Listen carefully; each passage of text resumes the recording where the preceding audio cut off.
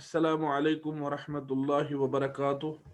الحمد للہ وکفا وسلام علی عبادہ الذین اصطفیٰ وبعد۔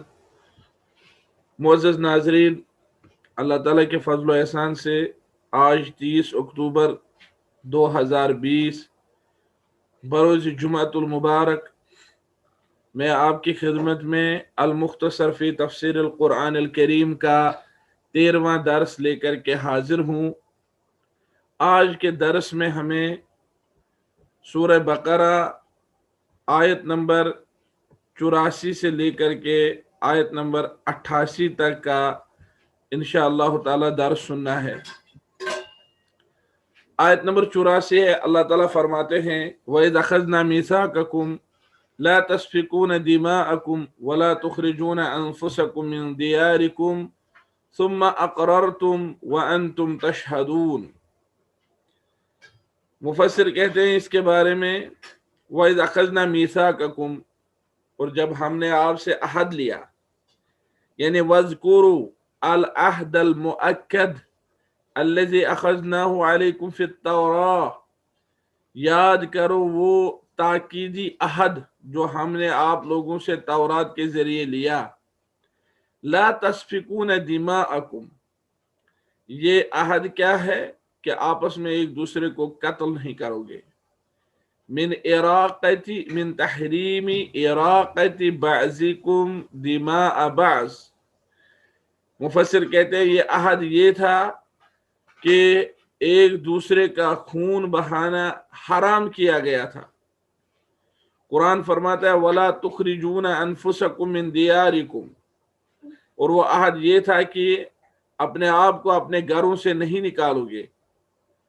مفسر کہتے ہیں وَتَحْرِيمُ إِخْرَاجِ بَعْضِكُمْ بَعْضًا مِّن دِيَارِهِمْ، یہ بات بھی مؤکد عہد میں تھی کہ ایک دوسرے کو اپنے گھر سے نکالنا، بے گھر کرنا، جلا وطن کرنا، یہ تم لوگوں پر حرام ہے۔ قرآن مجید فرماتے ہیں ثُمَّ أَقْرَرْتُمْ وَأَنْتُمْ تَشْهَدُونَ، پھر آپ لوگوں نے اقرار کیا اور آپ گواہ بھی رہے۔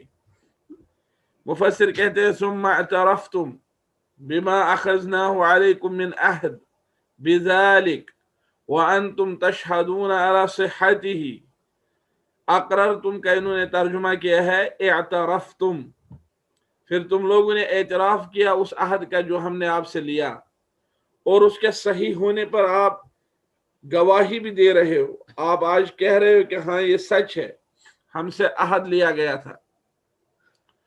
اس کے بعد اللہ تعالیٰ نے فرمایا ثم انتم هؤلاء تقتلون انفسکم، پھر آپ ہی ہو جو ایک دوسرے کو قتل کرتے ہیں، اپنے آپ کو قتل کرتے ہو۔ یعنی عہد میں یہ لکھا تھا، عہد یہ لیا گیا تھا کہ ایک دوسرے کو قتل نہیں کرنا، لیکن آپ تو ایسے نکلے کہ آپ ایک دوسرے کو قتل کرتے ہو۔ وَتُخْرِجُونَ فَرِيقًا مِّنكُم مِّن دِيَارِهِمْ، اپنی ایک جماعت کو اپنے گھروں سے جلا وطن کرتے ہو، بے گھر کرتے ہو۔ تَظَاهَرُونَ عَلَيْهِمْ بِالْإِثْمِ وَالْعُدْوَانِ، گناہ اور سرکشی کی صورت میں گناہ کرتے ہوئے اور سرکشی کرتے ہوئے ان کے خلاف دشمنوں سے مدد لیتے ہو۔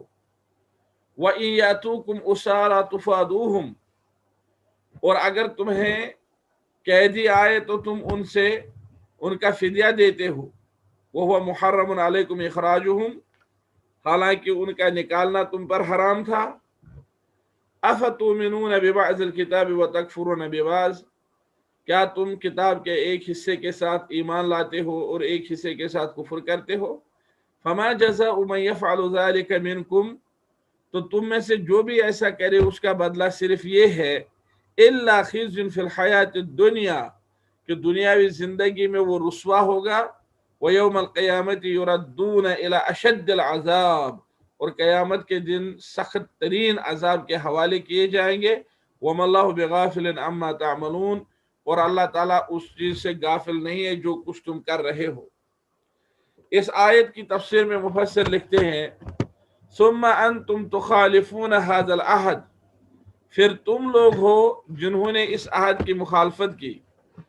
فَيَقْتُلُ بَعْضُكُمْ بَعْضًا، تقتلون انفسکم کا انہوں نے ترجمہ لکھا ہے فیقتل بعضکم بعضا، تو تم میں سے کچھ لوگ دوسرے لوگوں کو قتل کرتے ہیں، ایک دوسرے کو قتل کرتے ہیں۔ وَتُخْرِجُونَ فَرِيقًا مِّنْكُمْ مِنْ دِيَارِهِمْ، اور تم اپنے میں سے ایک جماعت کو، اپنے میں سے کچھ لوگوں کو، فریقا منکم اپنے میں سے ہی ایک جماعت کو تم لوگ، من دیارہم ان کے گھروں سے، تخرجون نکالتے ہو، تظاہرون علیہم، اس کا انہوں نے ترجمہ لکھا ہے مستعینین علیہم بالاعداء، دشمنوں سے مدد لے کر کے ان کے خلاف، دشمنوں سے مدد لے کر کے تم ان کو ان کے گھروں سے نکالتے ہو، بالاسم والعدوان، ظلمن وعدوانا، ظلم کرتے ہوئے، اسم یعنی گناہ، یعنی ظلم، گناہوں میں سے ظلم انہوں نے کیا ہے، ظلم اور سرکشی کرتے ہوئے۔ وَإِذَا جَاءُوكُمْ أَسْرَىٰ فِي أَيْدِي الْأَعْدَاءِ، اور جب تمہارے پاس قیدی آئیں، تمہارے قیدی دشمنوں کے ہاتھوں میں چلیں گے، سَعَيْتُمْ فِي دَفْعِ الْفِدْيَةِ، تو تم لوگ کوشش کرتے ہو کہ فدیہ دے دے، لِتَخْلِيصِهِمْ مِنْ أَسْرِهِمْ، تاکہ ان کو ان کے اس قید سے چھڑایا جا سکے، مَعَ أَنَّ إِخْرَاجَهُمْ مِنْ دِيَارِهِمْ مُحَرَّمٌ عَلَيْكُمْ، حالانکہ ان کو ان کے گھروں سے نکالنا ہی تم پر حرام تھا۔ فَكَيْفَ تُؤْمِنُونَ بِبَعْضِ مَا فِي التَّوْرَاةِ مِنْ وُجُوبِ فِدَاءِ الْأَسْرَىٰ، تو کیسے تم کسی آدھے حصے پر ایمان لاتے ہو جو تورات میں مذکور ہے کہ اگر کوئی قیدی قید میں واقع ہو جائے تو فوراً اس کا فدیہ دے کر کے اس کو چھڑانا واجب ہے، تو تورات کے اس حصے پر آپ ایمان لاتے ہو۔ تورات میں یہ حکم دیا گیا ہے کہ جب تم میں سے کوئی قید ہو جائے تو فوراً فدیہ دے کر کے اس کو قید سے چھڑاؤ، اس پر تو تم ایمان لاتے ہو۔ وَتَكْفُرُونَ بِبَعْضٍ، اور دوسرے حصے کے ساتھ کفر کرتے ہو، مَا فِيهَا، جس حصے میں یہ ہے، مِن صِيَانَةِ الدِّمَاء، کہ ایک دوسرے کو قتل نہ کرو، خون بچاؤ، وَمَنْعِ إِخْرَاجِ بَعْضِكُمْ بَعْضًا مِن دِيَارِكُمْ، اور ایک دوسرے کو اپنے گھروں سے بے گھر نہ کرو، جس حصے میں یہ ہے کہ قیدیوں کا فدیہ دے کر کے انہیں چھڑاؤ، اس پر تم ایمان لاتے ہو، لیکن جس حصے میں یہ ہے کہ آپس میں ایک دوسرے کو قتل نہ کرو، گھروں سے بے گھر نہ کرو، اس پر ایمان نہیں لاتے۔ فَلَيْسَ لِلَّذِي يَفْعَلُ ذَلِكَ مِنْكُمْ جَزَاءٌ إِلَّا الذُّلُّ وَالْمَهَانَةُ فِي الْحَيَاةِ الدُّنْيَا، تو تم میں سے جو کوئی بھی ایسا کرے اس کا بدلہ صرف یہ ہے کہ دنیا میں اسے ذلالت اور رسوائی کی زندگی گزارنی ہے، اما فی الآخرہ، رہی بات آخرت کی، فَإِنَّهُ يُرَدُّ إِلَىٰ أَشَدِّ الْعَذَابِ، تو وہ سخت ترین عذاب کی طرف لوٹایا جائے گا۔ وَلَيْسَ اللَّهُ بِغَافِلٍ عَمَّا تَعْمَلُونَ، اور جو کچھ بھی تم لوگ کرتے ہو اللہ اس سے غافل نہیں ہے، بل هو مطلع علیہ، بلکہ وہ اس سب کو جانتا ہے، وَسَيُجَازِيكُمْ بِهِ، اور وہ تمہیں اس کا بدلہ ضرور دے گا۔ اس کے بعد اللہ نے فرمایا أُولَئِكَ الَّذِينَ اشْتَرَوُا الْحَيَاةَ الدُّنْيَا بِالْآخِرَةِ، یہی ہے وہ لوگ جنہوں نے دنیا کی زندگی کو آخرت کے بدلے میں خریدا ہے، فَلَا يُخَفَّفُ عَنْهُمُ الْعَذَابُ وَلَا هُمْ يُنصَرُونَ، لہذا نہ ان کے عذاب میں کوئی کمی کی جائے گی اور نہ ان کی مدد کی جائے گی۔ مفسر لکھتے ہیں أُولَئِكَ الَّذِينَ اسْتَبْدَلُوا، یہی ہے وہ لوگ جنہوں نے تبدیل کی ہے، استبدلوا، اشتروا کا معنی تبدیل کیا، تبادلہ کیا ہے، الحیات الدنیا بالآخرہ، جنہوں نے آخرت کے بدلے میں دنیاوی زندگی تبدیل کی ہے، یعنی آخرت بیچ ڈالا اور دنیاوی زندگی اس کے بدلے میں خریدی، ایثارا للفانی علی الباقی، فانی کو ترجیح دی باقی پر، یعنی دنیا فانی ہے اس کو ترجیح دی آخرت پر جو کہ باقی رہنے والا ہے۔ فلا يخفف عنهم العذاب فی الآخرہ، لہذا آخرت میں ان سے عذاب میں تخفیف نہیں کی جائے گی، ولیس لهم ناصر ینصرهم یومئذ، اور نہ ان کے لیے اس دن کوئی مددگار ہوگا جو انہیں اس دن مدد کرے گا۔ اللہ تعالیٰ فرماتے ہیں وَلَقَدْ آتَيْنَا مُوسَى الْكِتَابَ وَقَفَّيْنَا مِن بَعْدِهِ بِالرُّسُلِ، اور یقیناً ہم نے موسیٰ علیہ السلام کو کتاب عطا کی۔ مفسر کہتے ہیں وَلَقَدْ آتَيْنَا مُوسَى التَّوْرَاۃ، ہم نے موسیٰ کو تورات عطا کی۔ تو جو قرآن مجید میں الکتابہ فرمایا گیا ہے اس سے تورات مراد ہے۔ وَقَفَّيْنَا مِن بَعْدِهِ بِالرُّسُلِ، اور ہم نے اس کے بعد مسلسل رسول بھیجے، پائی در پائی رسول بھیجے۔ قفینا کا مطلب انہوں نے لکھا ہے وَأَتْبَعْنَاهُ بِرُسُلٍ مِّن بَعْدِهِ عَلَى أَثَرِهِ، اور ہم نے اس کے فوراً بعد رسول بھیجا۔ اتبعناہ، قفیناہ یعنی اتبعناہ، بالرسل رسول بھیجے۔ وآتینا عیسی ابن مریم البینات، قرآن مجید فرماتے ہیں وآتینا عیسی ابن مریم البینات، اور ہم نے عیسی بن مریم کو بینات عطا کیے، واضح نشانیاں۔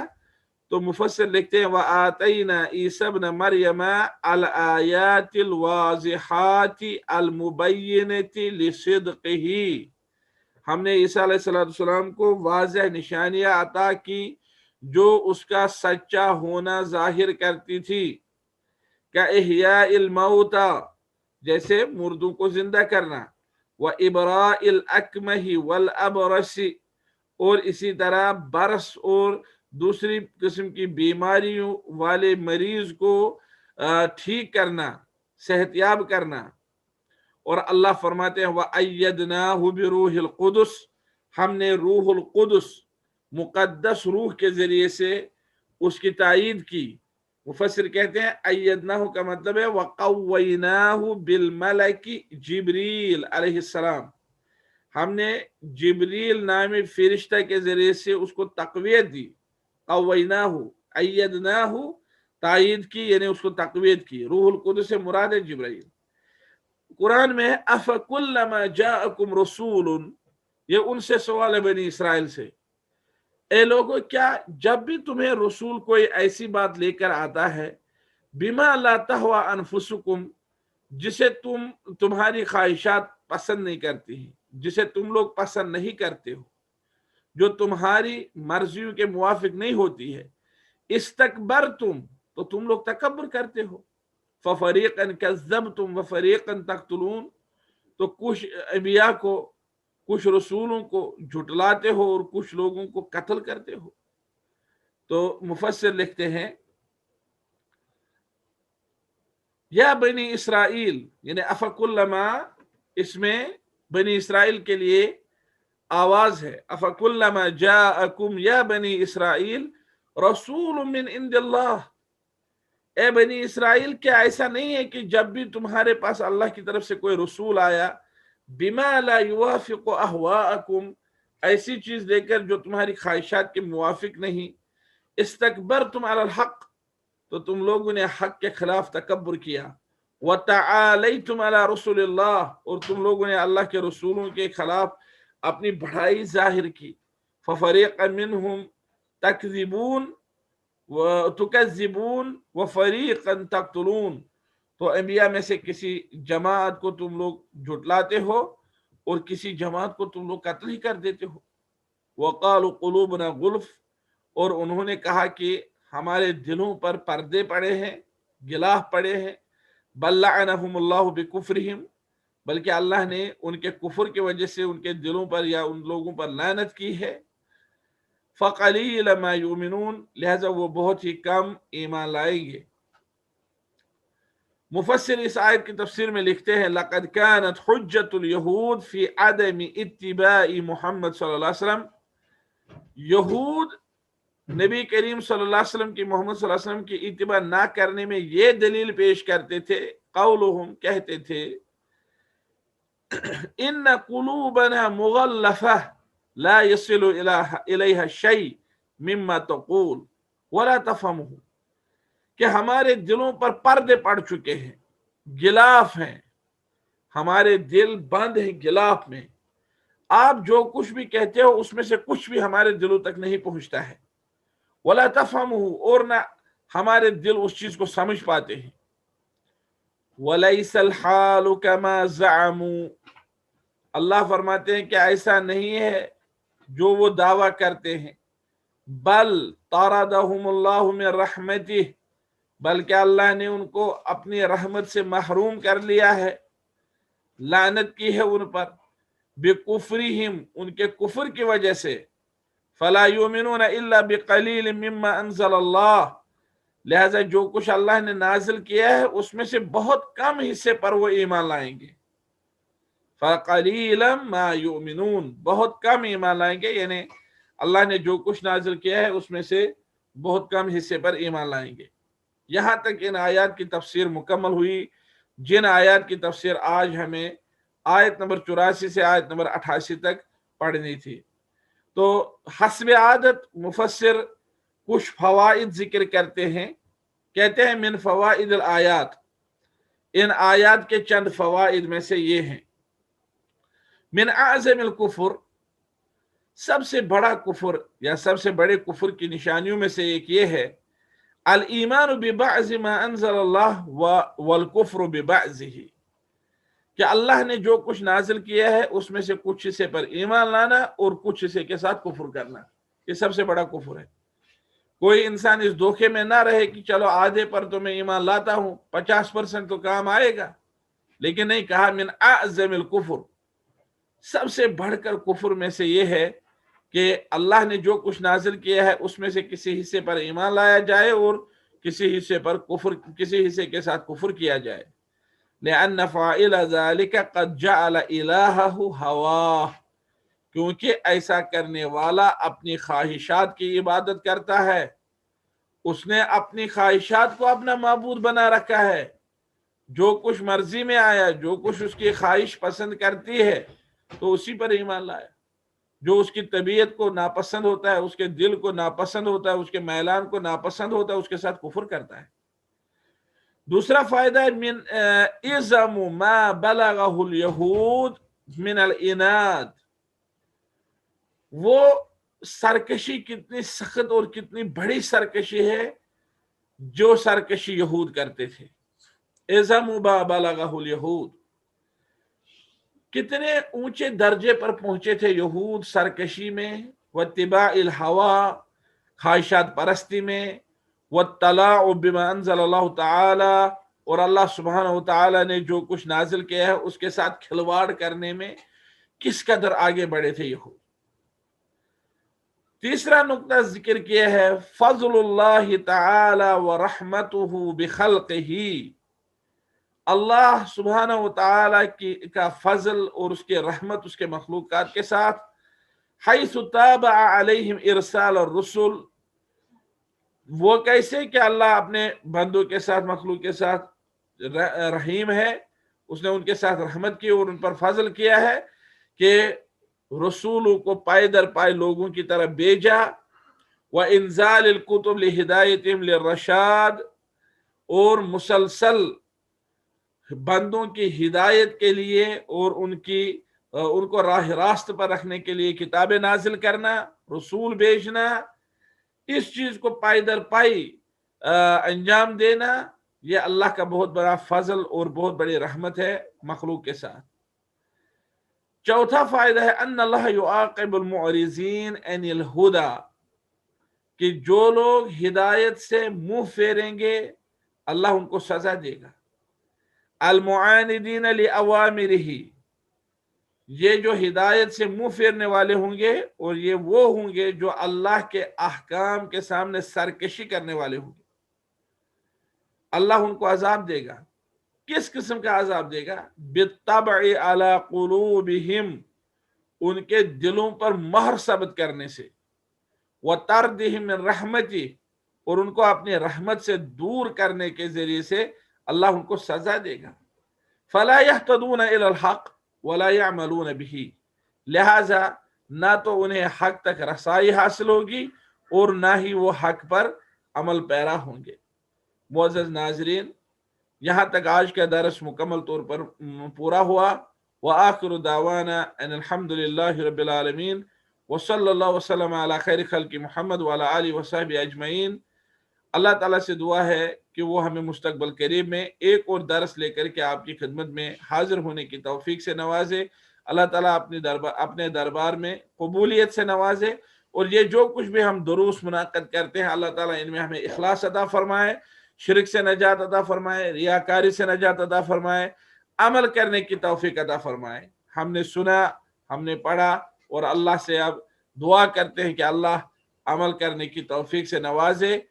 यहाँ पर इन आयात में अल्लाह ने पहले बनी इसराइल का तज़किरा किया, यहूद वगैरह का, और इस सब में मक्का मुकर्रमा के कुरैश और दूसरे लोगों को, कुफ़ार को ये समझाना था कि दुनिया में कितने बड़े सरकश आए हैं और उन्होंने कितनी सख्त किस्म की सरकशी की है, फिर भी हमेशा हक को ही गलबा हासिल हुआ। इसमें सहाबा किराम के लिए भी तसल्ली थी, रसूलुल्लाह सल्लल्लाहु अलैहि वसल्लम के लिए भी तसल्ली थी, और इसमें इस बात का भी इशारा था कि हक हमेशा गालिब ही रहता है। आखिर किताब सुन्नत, आखिर अल्लाह का फरमान, अल्लाह के रसूलों का लाया हुआ दीन वही बाकी रहा, आखिरत ही बाकी रहेगी। दुनिया फानी है, कुफर करने से और अल्लाह के अहकाम के सामने सरकशी करने से इंसान कभी कामयाब नहीं होगा। अगर कामयाबी किसी में है तो वह अल्लाह की इताअत, इबादत और अल्लाह की फरमाबरदारी में है। लिहाजा अल्लाह हमें किताब सुन्नत पर अमल करने की तौफीक से नवाजे। वसल्लल्लाहु वसल्लम अला खैर खल्क़ि मुहम्मद व अला आलिहि व सहबिहि अजमईन। अस्सलामु अलैकुम व रहमतुल्लाहि व बरकातुहू।